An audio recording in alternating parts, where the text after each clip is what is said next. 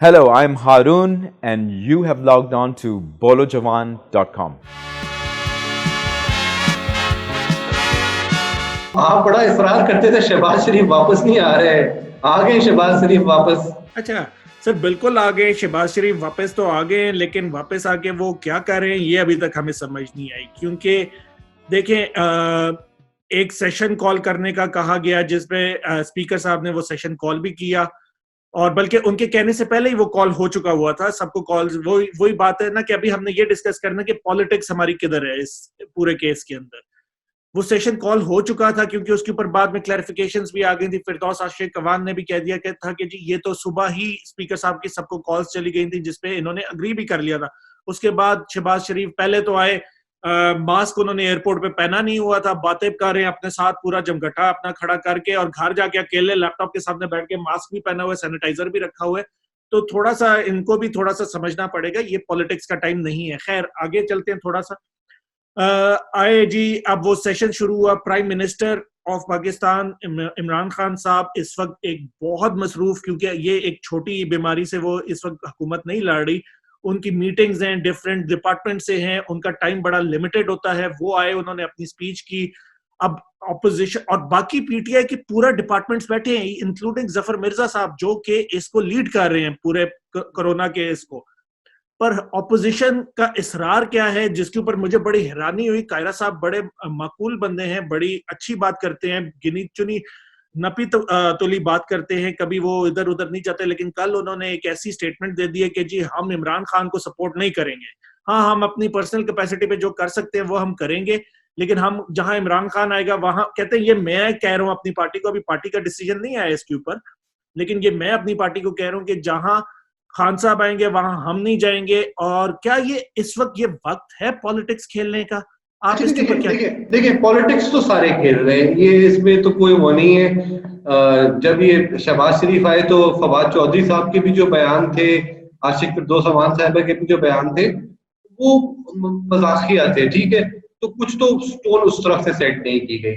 देखिए अब ये जो जो जो जो अभी आपने पूरी जो तकरीर फरमाई है कि प्राइम मिनिस्टर बड़े बिजी हैं, उन्होंने बहुत मीटिंग्स करनी है, ये करना है। असद उमर साहब ने भी एक टॉक शो में पूरी यही सेम टू सेम तकरीर लगाई थी। किसके साथ करनी थी? जफर मिर्जा भी वहीं बैठे थे, सारे लोग तो वहां बैठे हुए थे। देखें, आपने जब पार्लियामेंट्री लीडर्स की मीटिंग कॉल की है, आपने अपनी तकरीर की है। अब आप अपने जो जो कितने टोटल लोग हैं, 4 से 5 लोग हैं ना, बिलावल साहब है, शहबाज साहब है, फिर शुजात होंगे, 2-3 लोग और होंगे, ठीक है। एएनपी के असद यार वाली लोग होंगे। आप उनकी बात तो सुने ना। ये क्या तरीका है कि आप अपनी तकरीर करके आप उठ के चल दिए? भाई इस तरह तो बात करनी थी, बाकी लोगों से तो ये लोग कर सकते हैं। तो होल पर्पस इज कि आप उन सबकी बात सुनेंगे, फिर आप कोई मुश्तरका रायनामा अमल तैयार करेंगे। तो वो तो जो नीयत थी वो हुकूमत की तरफ से भी बदनीयती की थी कि अगर आप तकरीर सुन के उठ के चले जाएंगे तो उसकी कोई लॉजिक नहीं बनती। हाँ, शहबाज शरीफ साहब को उठने की जरूरत नहीं थी, वो लैपटॉप बंद कर देते, उनको अपने घर में उठ के जाने की जरूरत नहीं थी। अगला सवाल ये था कि ये वॉकआउट करने के लिए जरूरी नहीं है कि वो लैपटॉप है, ऑनलाइन है तो बंद कर देते, तो वो भी उसी का पर्पस सर्व कर देता। फील तो आपकी पार्लियामेंट वाली है ना, फील तो पार्लियामेंट वाली है, तो पार्लियामेंट में उठ के चले जाते हो। तो उन्होंने कहा ठीक है, मैं भी अपनी स्टडी से उठ के चला जाता हूँ। मसला ये है, हमारे पॉलिटिशियंस को इस वक्त ये समझना पड़ेगा कि ये एक ऐसी हम जंग लड़ रहे हैं जिसमें हमारा दुश्मन हमें नजर नहीं आ रहा।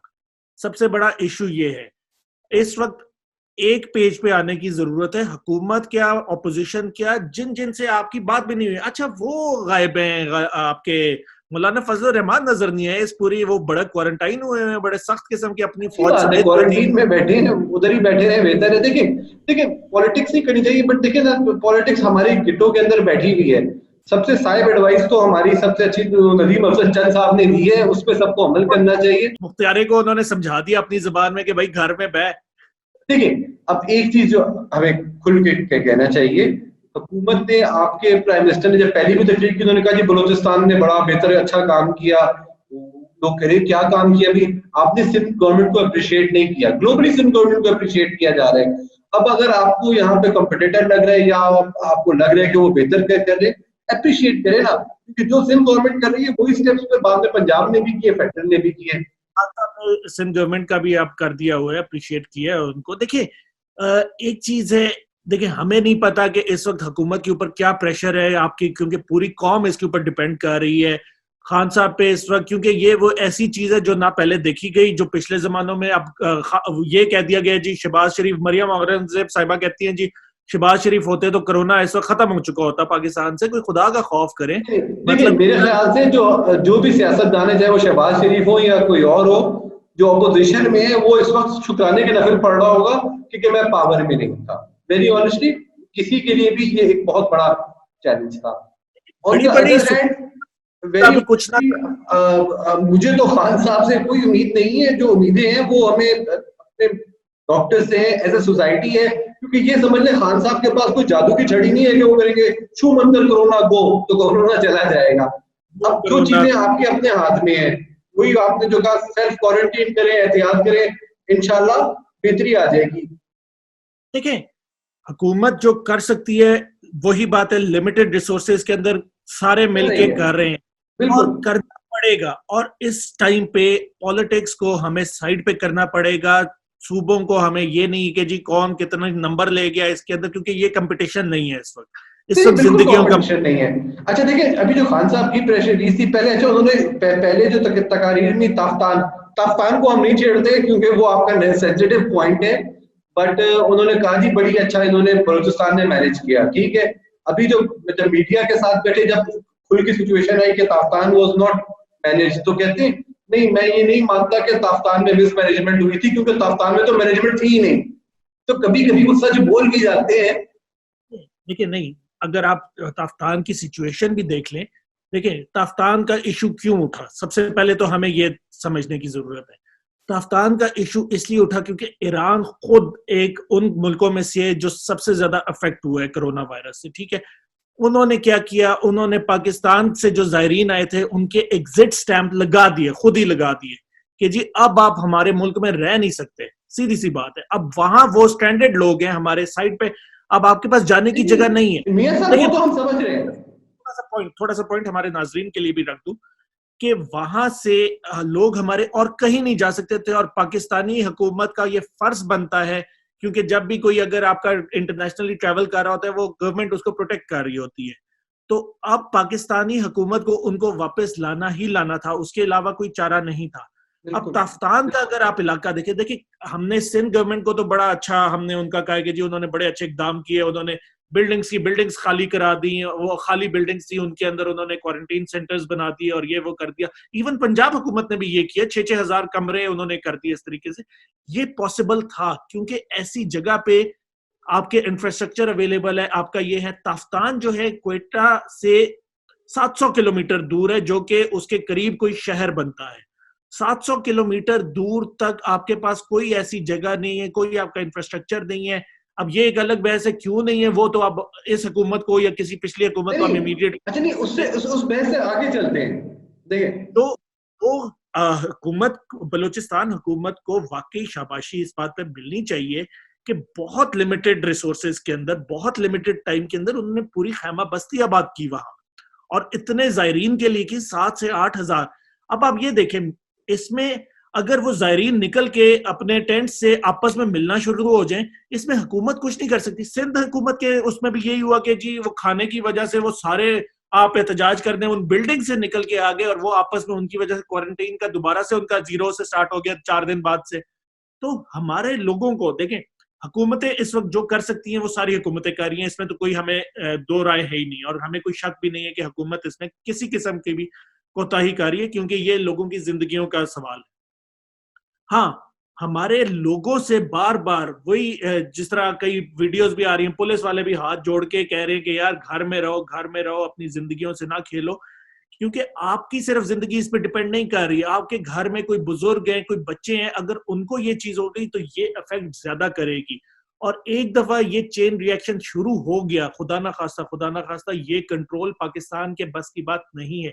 हमने डीसी इस्लामाबाद का भी जब ये कोरोना शुरू हुआ था, जब इंटरव्यू किया था, उन्होंने एक ही बात की थी कि जी हमारी कोशिश पाकिस्तान में ये है कि इसको आने ना दिया जाए। देखें, हमारी सक्सेस इसी में थी कि हम वायरस आने ना दें। वायरस आ गया तो फिर हमारे हेल्थ सिस्टम में इतनी कैपेसिटी नहीं है कि वो उसको फाइट कर सके।